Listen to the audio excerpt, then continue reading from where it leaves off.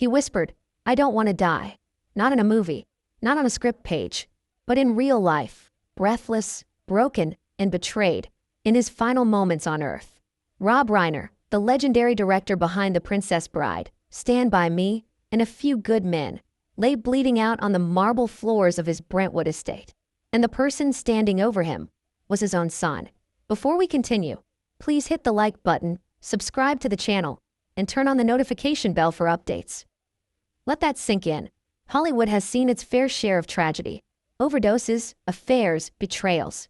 But nothing, not even in the most twisted of scripts, could match what unfolded on that blood-soaked Sunday night inside the $13.5 million mansion Rob called home. You know his face, you know his legacy, but you don't know this story. Because until now, no one was talking about what really happened in those final 60 minutes. Not the police, not the media, not even the family, but someone was filming. And now the truth is bleeding into the public eye like the wounds left behind. This isn't just another Hollywood tragedy. This is a horror story that played out in real time, behind golden gates, under designer chandeliers, within a family known for laughs, love, and secrets. So we have to ask, how does a beloved 78-year-old filmmaker and his devoted wife end up stabbed to death in their own home? Why did their 32-year-old son, Nick Reiner, once dubbed Hollywood royalty's black sheep, emerge as the prime suspect?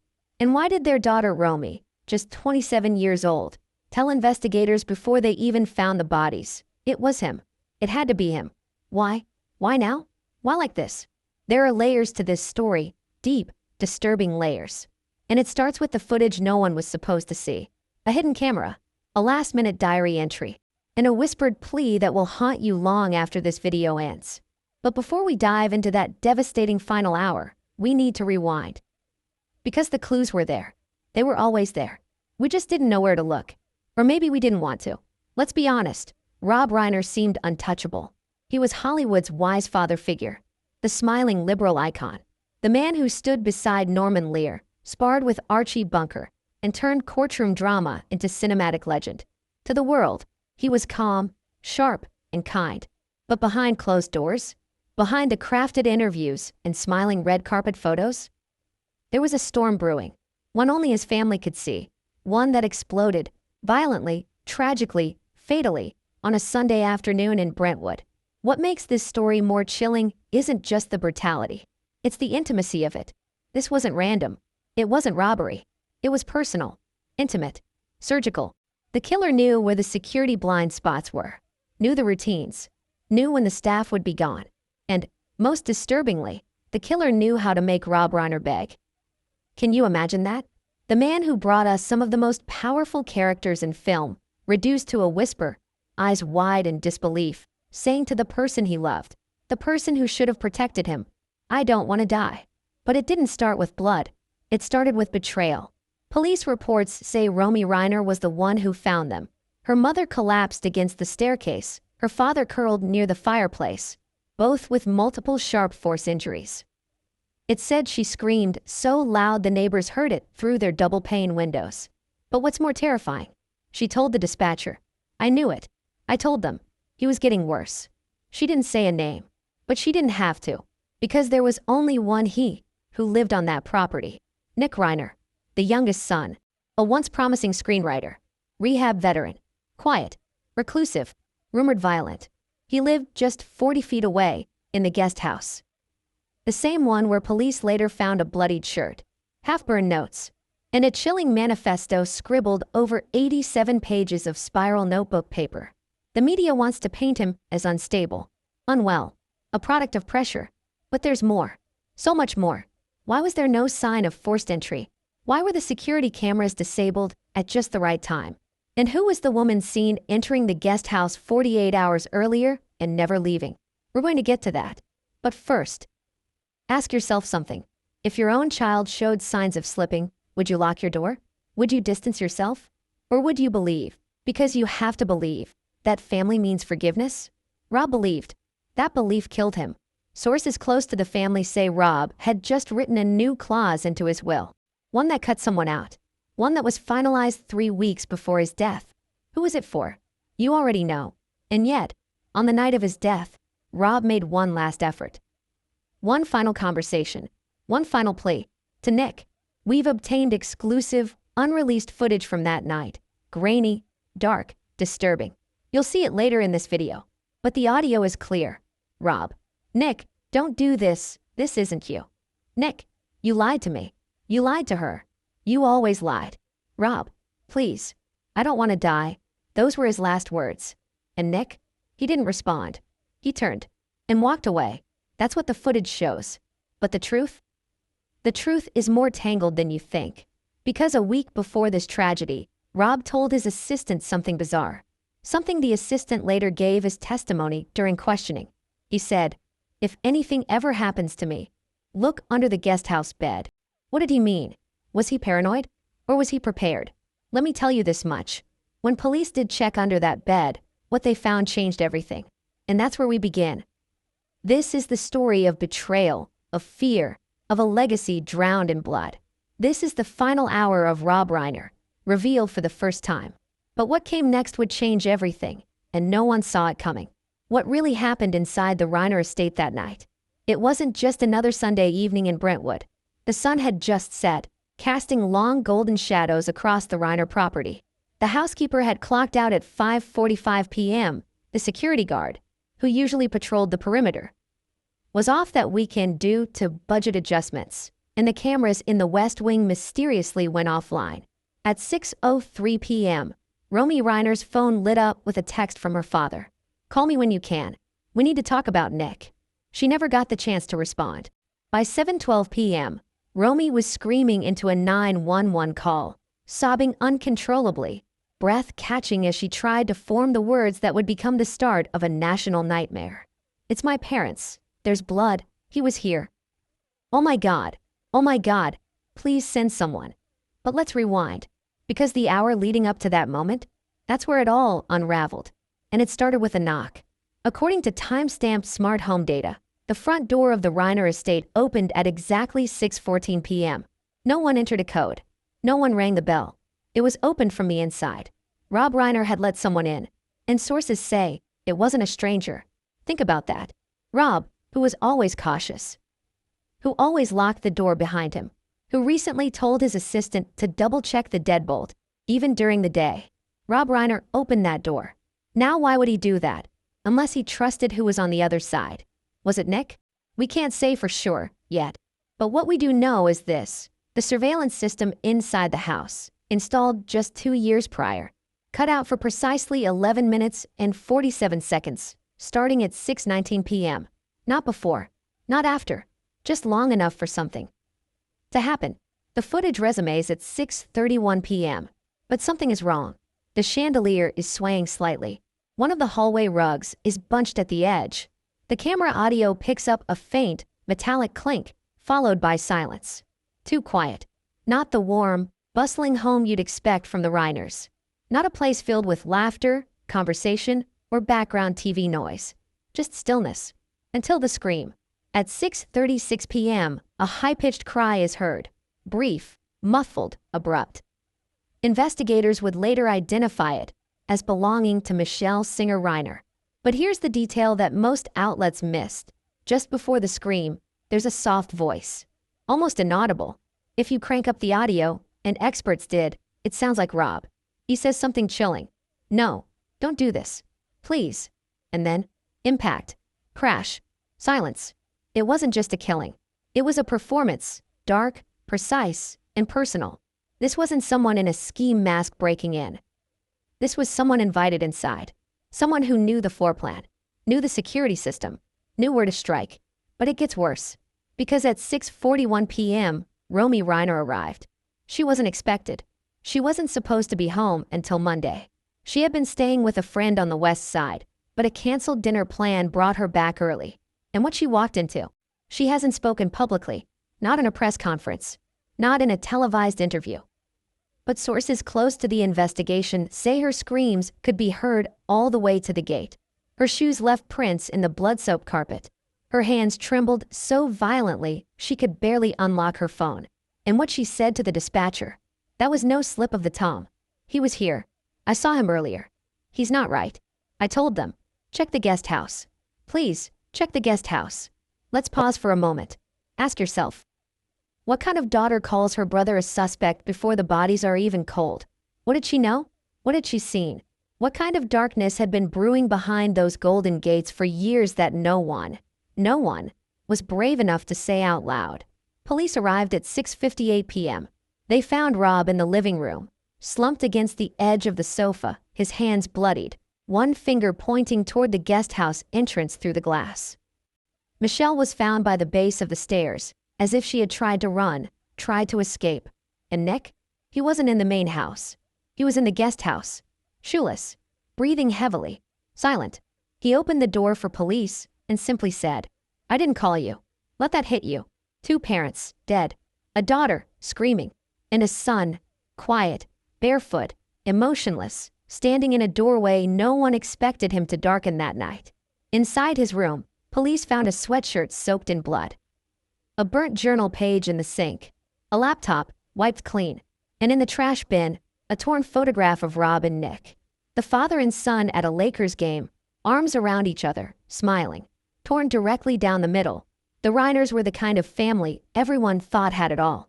Fame, money, a deep Hollywood legacy. But the cracks had been forming for years. And this night, this was the earthquake. Police reports obtained under the Freedom of Information Act state that the Reiner residence showed no signs of forced entry or struggle apart from the immediate area of the crime scene. That's significant, because it suggests the attack was swift, precise, maybe even rehearsed. How else do you explain the lack of defensive wounds on Rob? He saw it coming, but he didn't fight. Or maybe he couldn't. Maybe he was too shocked. Maybe the betrayal froze him in place. Or maybe, just maybe, he still believed it could be stopped. Because next to Rob's body, lying on the coffee table, was an envelope, sealed, unaddressed, but written on the front, in Rob's distinct, slanted handwriting, were just 4 words. To be opened if. That's it. Just to be opened if. That envelope is now in LAPD custody. Its contents have not been revealed, but sources close to the investigation say the letter inside may have been written just hours before Rob's death. Handwritten, personal, and possibly a warning, a prediction of the night to come. What was in that letter? Was it fear? Was it a confession? Or was it a farewell? Let's return to Romy for a second. When detectives questioned her that night, she repeated something chilling 3 separate times. "I told them this would happen. I told them this would happen. I told them this would happen." What did she mean? Did she witness signs no one else saw? Or did everyone see them and just look away? We'll go deeper into Nick's history in the next chapter. Rehab, rage, relapse. But understand this. The night Rob Reiner died wasn't random. It wasn't spontaneous. It was the end of something long in the making. And what triggered it? Some say it was the will. Others say it was rejection. But there's another theory. A new one. One based on unseen footage from inside the estate. Footage that shows a figure entering the property just after 5:59 p.m., carrying a bag. A duffel bag. The camera doesn't catch the face, but it does catch one detail. The person had a limp, just like Nick. But here's the kicker. Nick wasn't wearing a duffel bag when police found him. So where did it go? What was in it? And why, according to LAPD's own records, was the only camera to capture that moment wiped clean minutes later? Unless someone wanted that moment erased. And if that's true, who else was involved? Because this is starting to feel like more than just a murder. This feels like a setup, a silencing, a final act in a play that began long before that Sunday evening. In the next scene, it takes place in a room no one expected would hold such horror. A room filled with ash, melted wax, torn notes, and one bloodied knife beneath a pillow. Because when detectives entered the guest house the next day with a new warrant in hand, they didn't just find Nick's belongings. They found something far more disturbing. Hidden behind the laundry bin, wedged into the drywall, was a memory card, one that would blow the case wide open. But what was on that card? You're not ready. No one was. What secrets were buried within the walls of the Reiner mansion? From the outside, the Brentwood estate looked like everything a Hollywood success story should be. Palatial, immaculate, perched on a hill, veiled behind hedges and high stone walls. Valued at $13.5 million, it was a home designed to impress and to conceal. The public saw glimpses of it in glossy magazine spreads. A garden where Rob once posed with political figures. A wraparound porch where Michelle hosted fundraising dinners for children's charities. French doors, ivy-covered columns, elegant landscaping. But they didn't see what the police saw. They didn't see the dark. Let's start with the architecture. The Reiner home wasn't just large, it was layered. Multiple wings, high-ceilinged rooms that absorbed sound, long corridors that twisted and turned. It was built for privacy, for separation, for space. Rob's study was on the north side of the house, isolated by two heavy doors. The guest house, nearly 50 feet away, across a brick-lined pathway hidden behind tall hedges and a locked gate. But here's the catch. The gate had been broken for weeks. A detail forgotten, a detail ignored. And that detail would become crucial. Because the person who moved through that property the night Rob and Michelle died, they knew exactly where to step, exactly where the security system didn't reach, exactly which rooms to avoid. We're talking inside knowledge, not speculation, precision. Now, when investigators arrived and began documenting the scene, they didn't just look at the bodies. They mapped out the entire house. Every square foot, every anomaly, every silence. And here's what they found. The home's main alarm system had been disabled. Not just turned off, bypassed. It's a top-tier system with facial recognition, motion sensors, and encrypted fail-safes. You can't just shut it off with a password. You have to know the system. Investigators confirmed that an internal override had been executed using a mobile app. That app was registered to one user, Nick Reiner. He had access. He had control.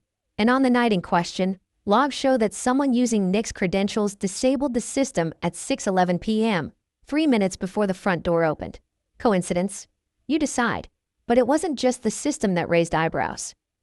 Let's talk about Rob's study, a room most visitors never entered. A sanctuary filled with first edition books, film scripts, political correspondence, and, most intriguingly, locked drawers. Behind the desk was a bookshelf, oak antique. Investigators noticed something odd. It was pushed ever so slightly out from the wall. Upon closer inspection, they discovered that one section of the bookshelf was hollow, and inside, a compartment containing a USB flash drive, labeled only with a piece of masking tape. The word written on it, Nick. Let that sink in. What was so important, so secret, that Rob Reiner hid it behind a wall in his private study? Forensics extracted the contents. The drive contained over 130 hours of voice memos, dictations, ramblings, personal reflections. Many of them were clearly made in private, never meant to be heard by anyone. But one entry, timestamped just 5 days before his death, stood out. He's not himself. He's different. I don't know how to reach him anymore. Michelle thinks I'm paranoid, but I swear he watches us, like a stranger. Rob's voice was calm, measured, but there was something else underneath, something you rarely hear in the voice of a man like Rob Reiner. Fear. And this wasn't fear of a stranger. It was fear of his own son. So let's talk about the layout of the home. The kitchen and dining room were pristine, untouched. No signs of forced entry. No signs of a struggle. Nothing broken. But once you entered the east hallway, everything changed. The rug leading to the staircase was askew.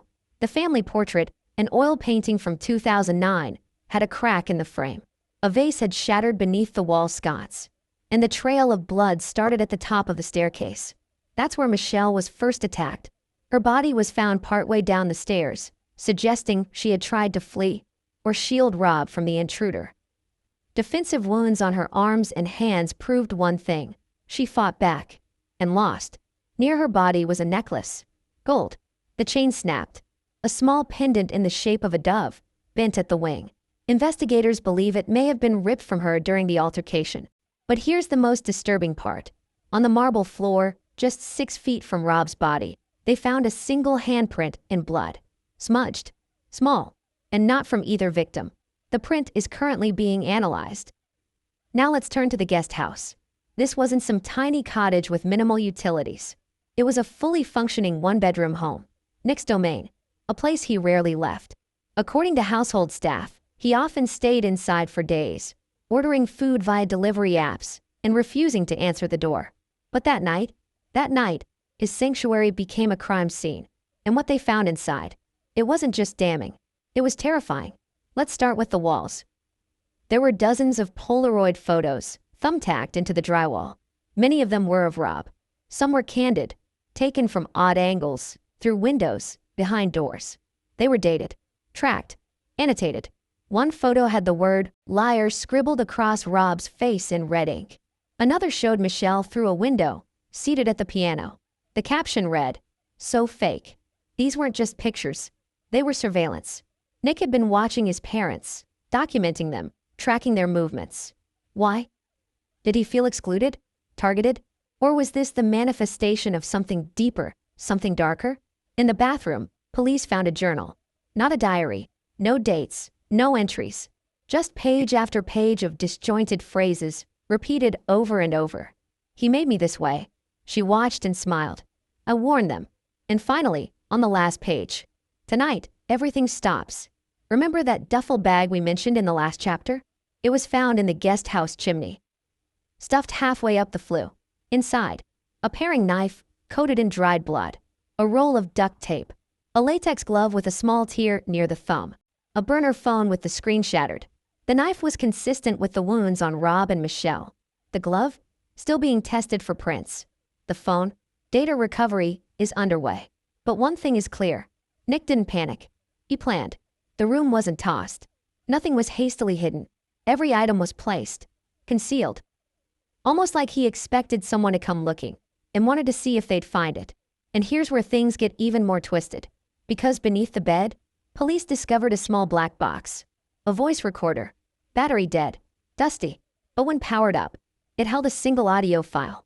A file that had been playing in loop mode for 6 straight hours. The recording? Rob's voice.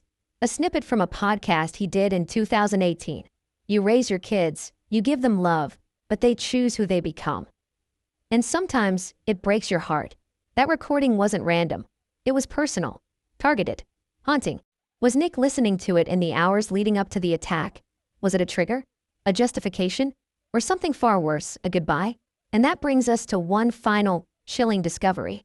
Inside the guest house kitchen drawer, tucked behind stacks of unpaid bills, was a folded note. On one side, a simple sketch of the Reiner estate. The floor plan, marked with red X's at 3 locations. The master bedroom, the study, the staircase. The words "no cameras" were scribbled next to each. And at the bottom, 1. Wait for sunset. 2. Disable system. Free finish. No signature. No dates. Just a plan. A cold, brutal plan. And the scariest part? He followed it. Step by step. To perfection. So now we're left with a question. Did Rob Reiner know this was coming? Did he see it in Nick's eyes? Did he write that letter? To be opened if? Because he sensed it? Because he knew? Whatever the answer, it was too late.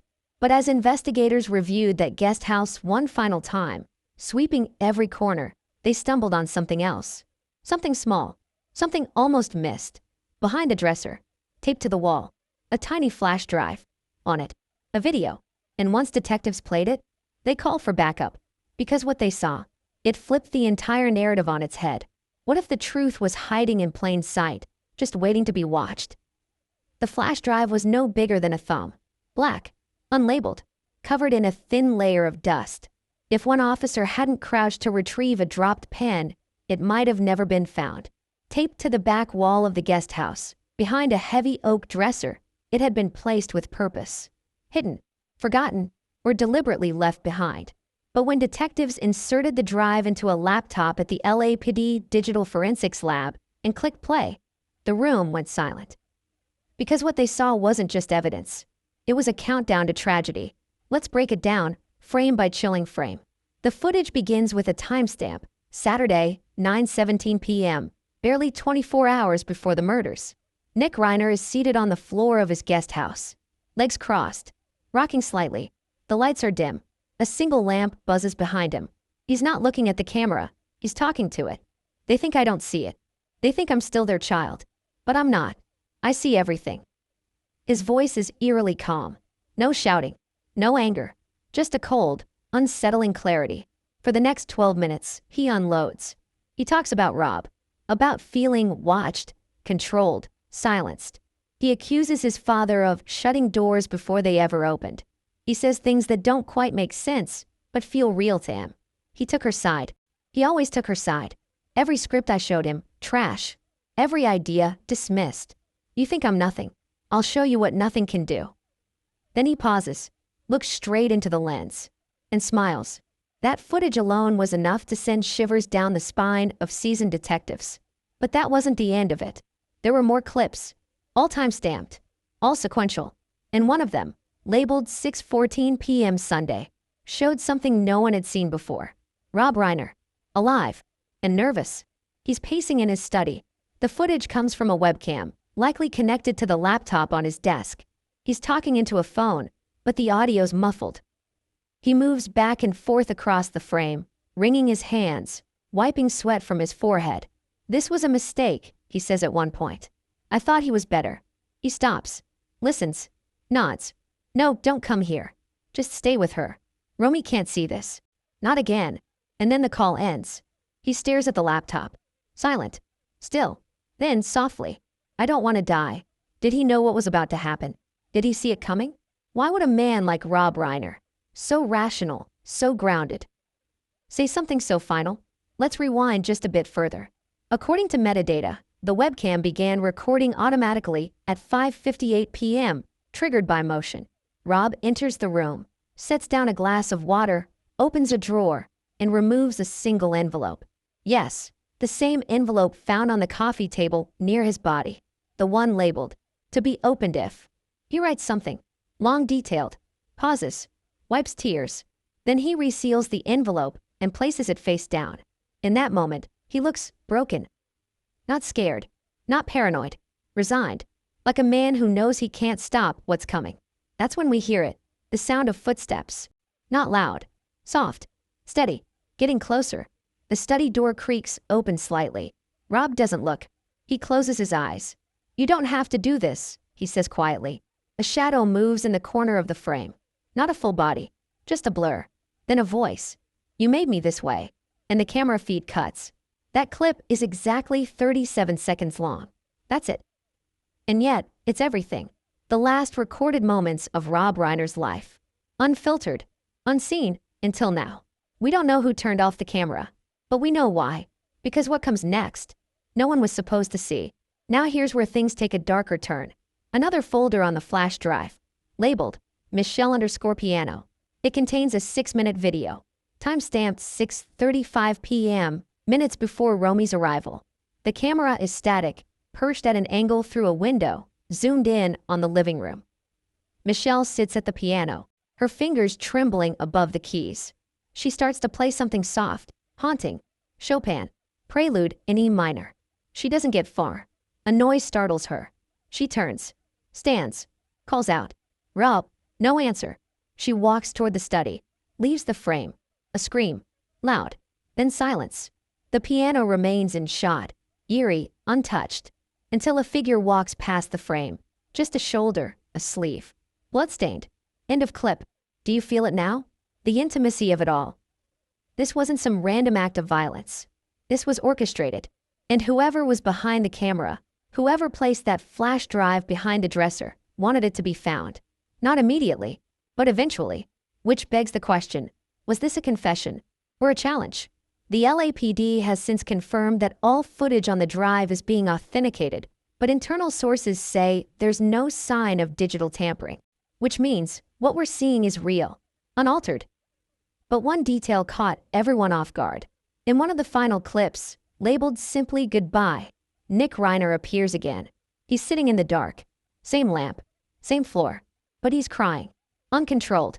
He whispers something over and over again. I didn't want to. I didn't want to. Then he looks up. But you made me. You always made me. And what are we looking at? A confession? A psychotic break? Or the unraveling of a son who felt unheard for too long? The public sees Nick as a suspect. A monster. A madman. But this footage? It paints a far more complicated picture. There's rage, but also sadness. There's blame, but also loss. It's as if Nick was pleading with the only person left listening, himself. And as detectives watched the footage, frame by frame, one thing became chillingly clear. This wasn't the first time Nick had recorded himself like this. There were gaps, missing folders, deleted files. Was this a pattern? Had he been documenting his spiral for months, Maybe years? And if so, how far back does it go? That's the question no one wants to answer. Because in Hollywood, there are things you don't talk about. Mental illness, family dysfunction, legacies built on silence. But Rob Reiner? He tried. That letter on the table? Sources now say it contained one final sentence. One that may explain everything. If this is what it takes to wake the world up, then let it be me. Let that sink in.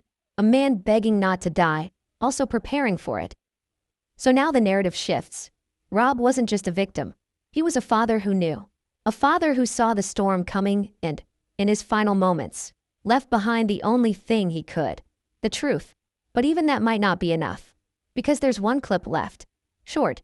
Unlabeled. No timestamp. Just static. And then a voice. Unmistakable. Romy Reiner. This isn't over. Not even close. How does a Hollywood prince become a prime suspect? To understand what happened the night Rob and Michelle Reiner were killed, you have to look backwards. Long before the screams, long before the blood, long before the footage of Rob whispering, "I don't want to die." Because this story didn't start in Brentwood. It started in Beverly Hills. In rehab. In private schools and padded therapy rooms. In emergency calls at 2 a.m. In silences at family dinners that stretched like a noose around the Reiner legacy. This is the part of the story the public never got to see. The sun, the secret, the unraveling. Let's begin with a name, Nicholas Reiner. To most, he was just Nick, the youngest of the Reiner children. Quiet, creative, born in the spotlight, but always a step out of it. Photos of his childhood are scarce. Unlike Romy, who posted often, who smiled easily, Nick seemed to disappear in every family photo. Eyes down, hands behind his back, never centered in the frame. But those close to the family say he was brilliant, dangerously brilliant. From the time he was 10, he could mimic voices, write full scripts, deconstruct movies line by line. Rob used to brag about it to friends. The kid's a savant. He's going to outdo me by 30. But something shifted around age 13. It started with silence. Then came the outbursts. Then came the first hospitalization. The family never spoke about it publicly. But leaked records show that Nick spent time at the Promises Malibu facility in 2010 under an alias. He was only 16. The diagnosis? Bipolar disorder with schizoaffective features. And substance abuse. A heavy cocktail for a teen. But in Hollywood, that doesn't get you help. It gets you silence. Because Rob wasn't just a director. He was a brand. A legacy. He couldn't afford scandal. He couldn't afford headlines. So the family did what so many in Hollywood do.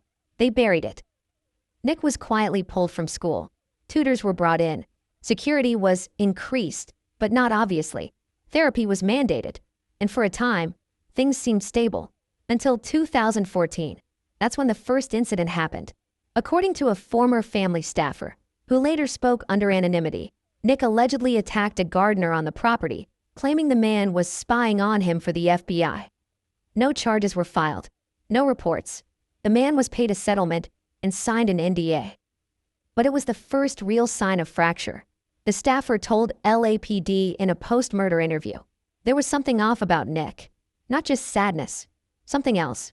He looked through people like they weren't there. But no one wanted to say it. Not to Rob. Not to Michelle. They still thought they could fix it. That same year, Nick wrote a screenplay. Dark. Twisted. Autobiographical. He showed it to Rob. And Rob hated it. Sources say he told Nick, quote, "I can't let this be seen. It'll destroy everything."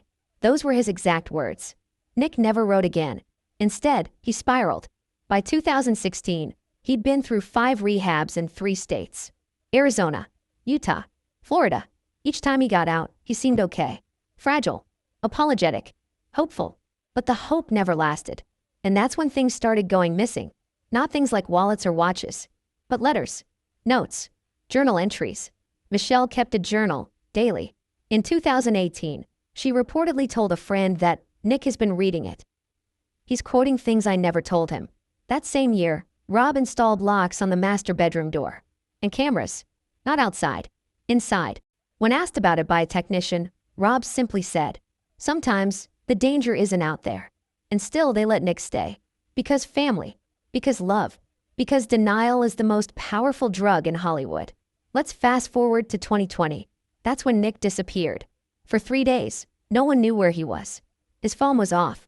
His car abandoned on PCH. When he was found, he was wandering in Topanga Canyon, barefoot, muttering about the shadows trying to record him. Again, no reports. No statements. Just another quiet re-entry into silence. But that event changed something. After that, Michelle stopped hosting events. Rob stopped taking meetings at the house. Romy moved into her own apartment. The Brentwood mansion became a fortress of paranoia and avoidance. And Nick? He retreated into the guest house.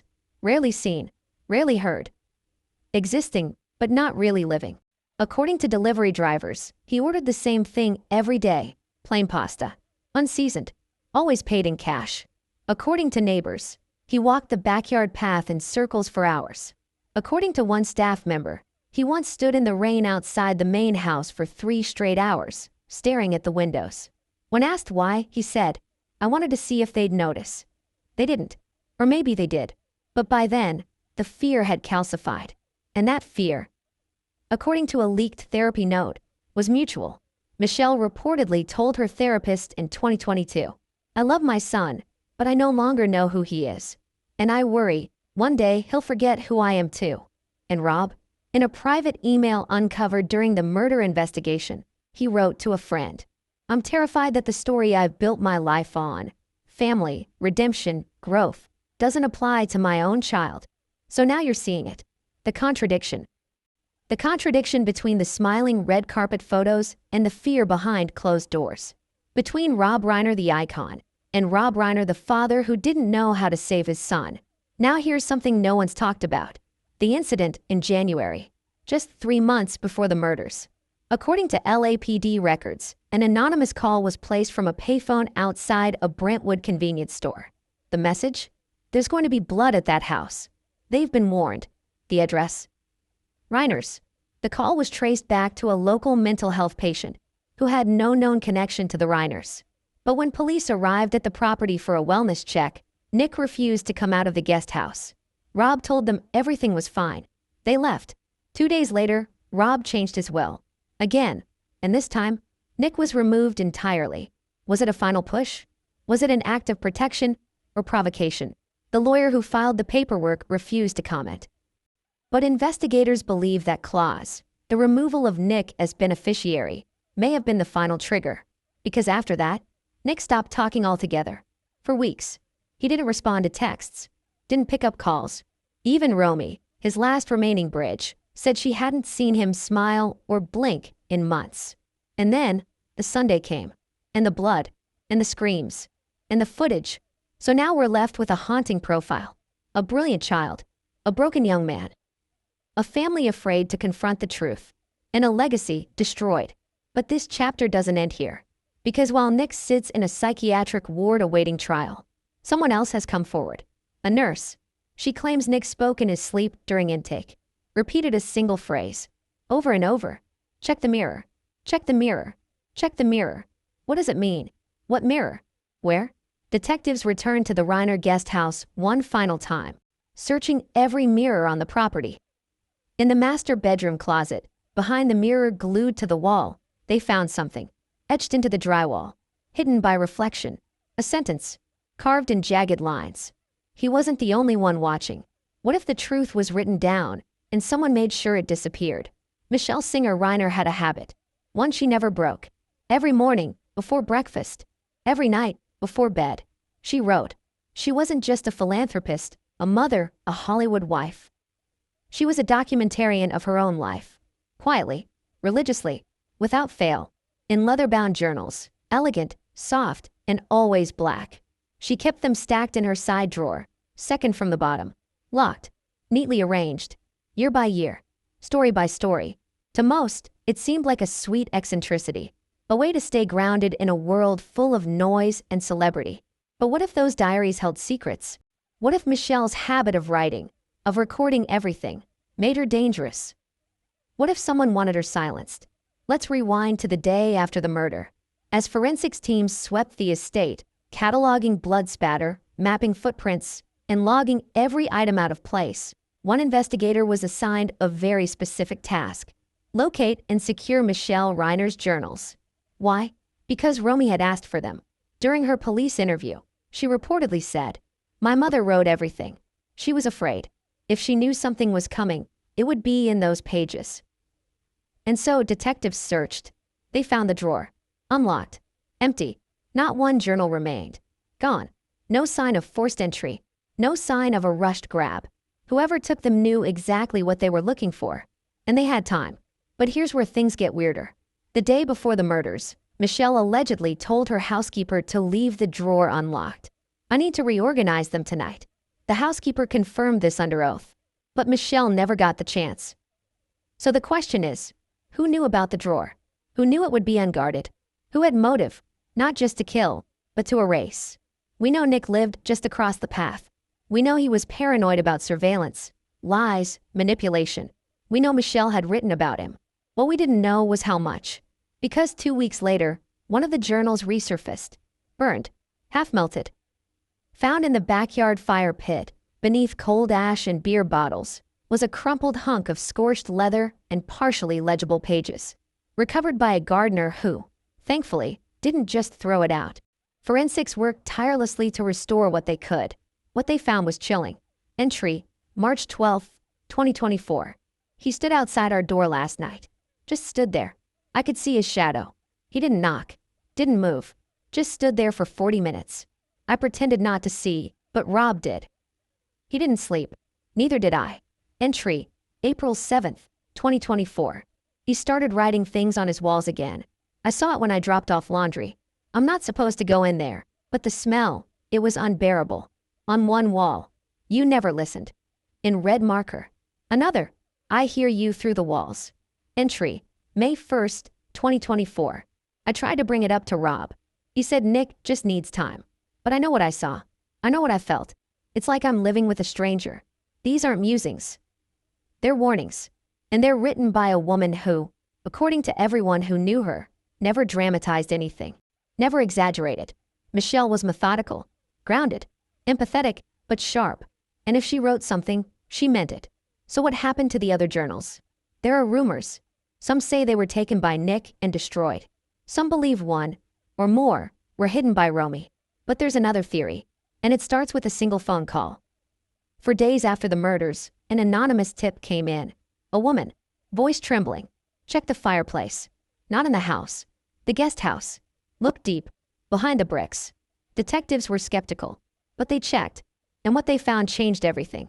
Behind the fireplace flue in the guest house, wedged between insulation and ash, was a sealed Ziploc bag. Inside, for torn pages. Handwritten, not burned. Protected. By someone. And they were unmistakably Michelle's handwriting. Only. These entries weren't dated. Just numbered. Pages 213 through 216. Which means they were pulled from somewhere deep in a full journal. Why these 4? Why not destroy them like the rest? Why preserve them? Let's read them. Page 213. Rob said he found him in the study again. Just staring. Not taking anything. Just watching. When Rob asked what he was doing, Nick replied, "This is where you lied to me the first time." Page 214. "I can't get the smell out of the laundry. I know what it is. Metal. Blood. I don't want to believe it. But it's there." Page 215. "He told me he's not Nick anymore. Said, Nick is sleeping. I'm the one who stays awake now. I laughed at first. Thought it was a joke. It wasn't. He didn't blink." Page 216. "If something happens to me, and this is the only thing left, check under his bed." Stop. Read that again. If something happens to me. That's not a diary entry. That's a confession of fear. It's a final breadcrumb left behind by a woman who knew she was being watched, hunted, who couldn't scream, so she wrote, and hoped someone would one day read it.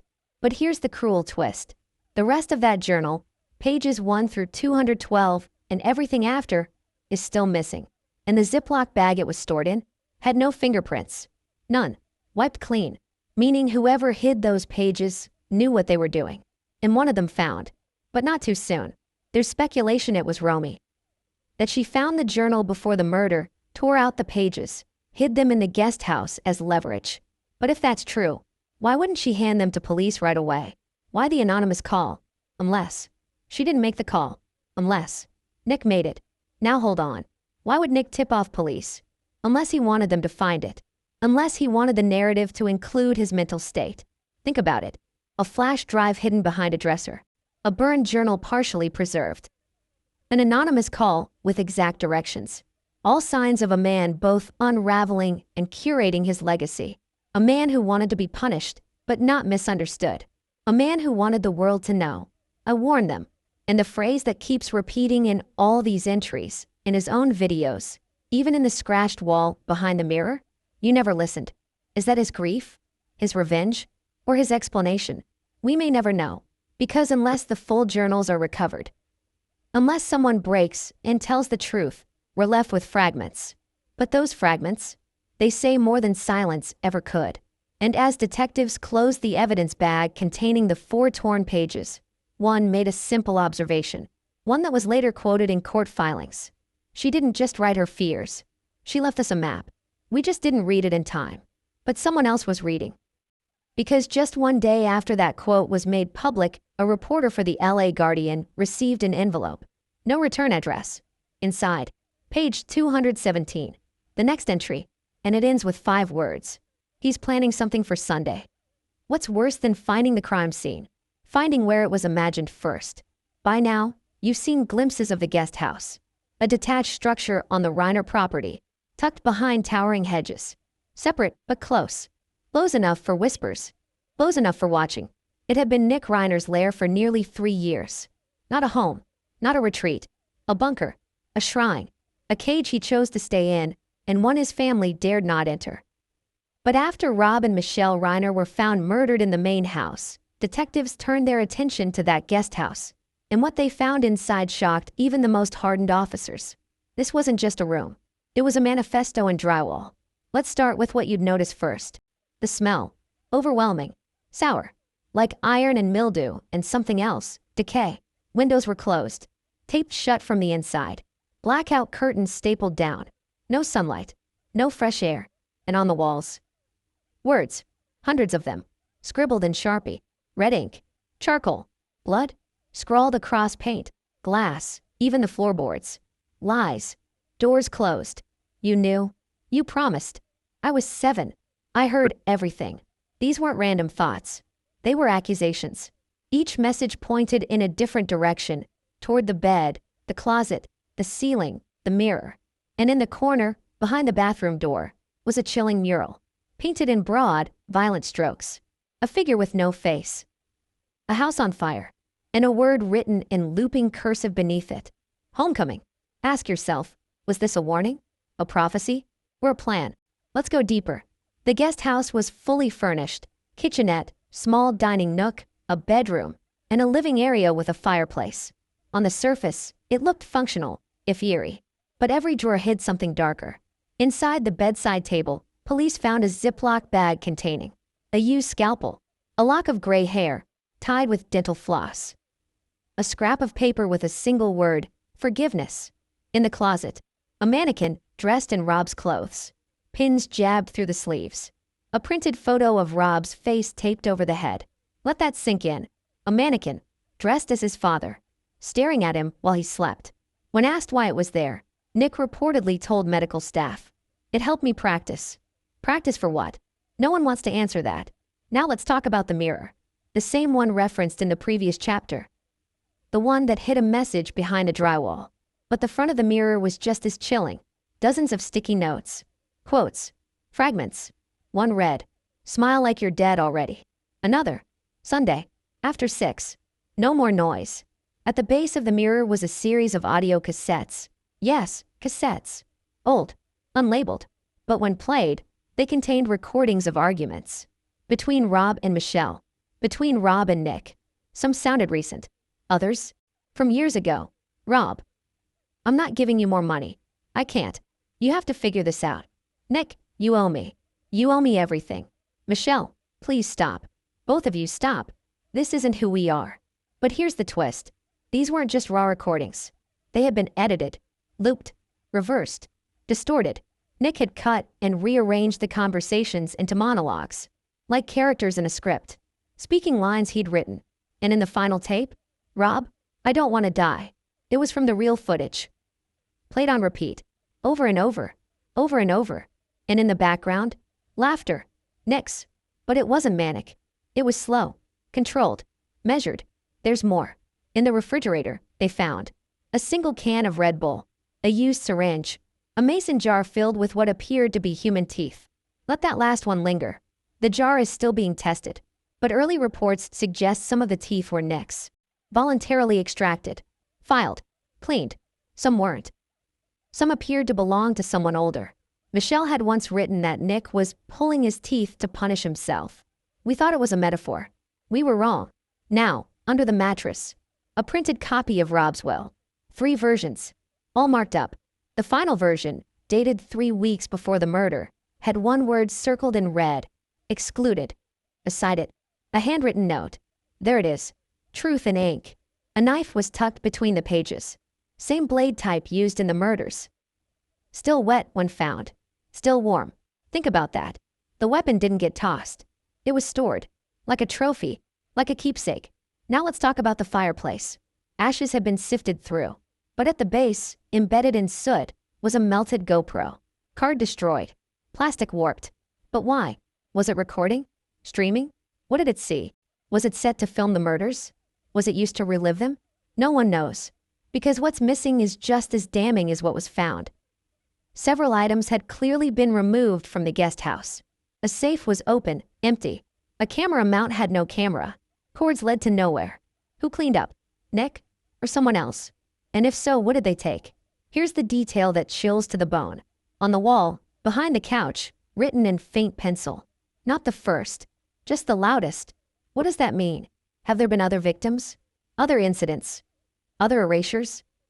Investigators are now reviewing old 911 calls from the neighborhood, looking for patterns, disappearances, silent emergencies.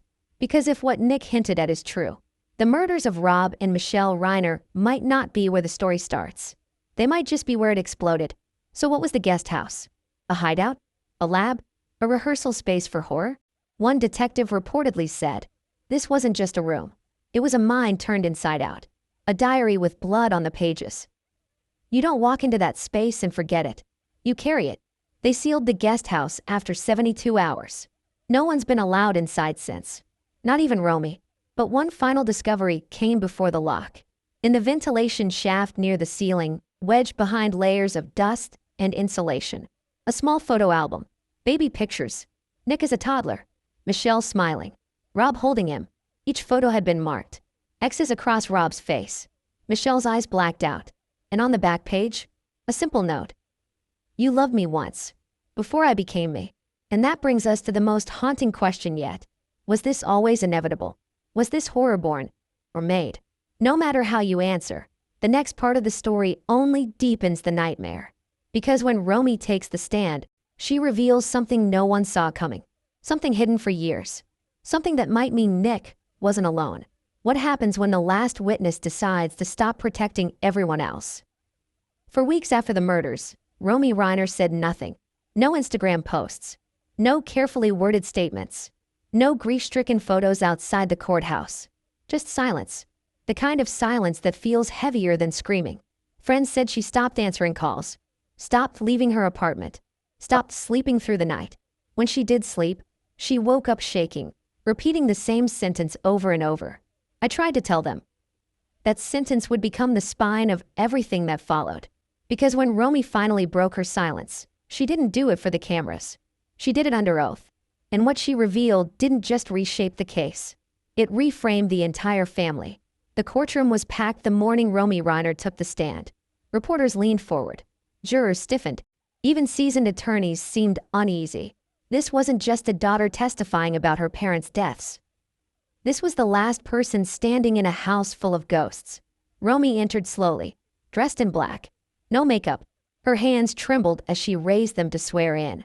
She didn't look at Nick. Not once. The prosecutor began gently. Background questions. Childhood memories. The kind of setup designed to humanize a witness before the hard truths land. But Romy didn't need warming up. She went straight for the throat. The house was never safe, she said. The room froze. Not after the murders. Not in the final months. Never. She explained that the Reiner estate looked beautiful from the outside, but inside, it had become a maze of fear and avoidance. Locked doors. Whispered conversations. Notes passed instead of spoken words. She said she learned early not to raise her voice. Nick didn't like loud sounds, she told the court. They made him angry. Or worse. Quiet. The word worse lingered in the air. Then came the first revelation. Romy testified that 2 years before the murders, she had found a note slipped under her bedroom door. She never told anyone, because she was afraid of what it would start. The note read, "You're the only one who sees me. Don't make me prove it." At the time, she assumed it was a cry for help. Now, she wasn't so sure. The prosecutor asked her why she didn't go to police. Her answer was devastatingly simple. "Because every time I tried to talk about Nick," she said, "my parents told me we don't do that.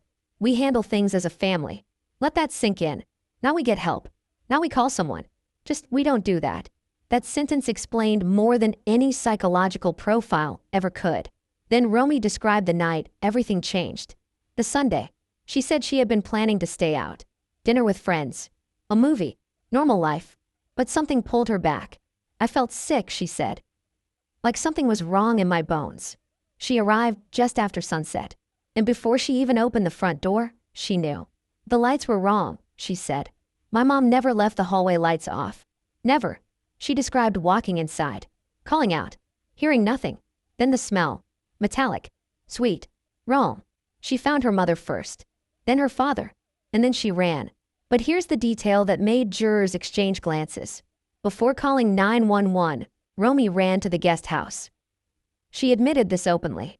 "I knew," she said. "I just knew." She knocked. No answer. Then the door opened. Nick stood there, barefoot, calm, and he said something she will never forget. "You're early." Early. Not shocked. Not confused. Not scared. Early. She told the court she felt something snap inside her at that moment.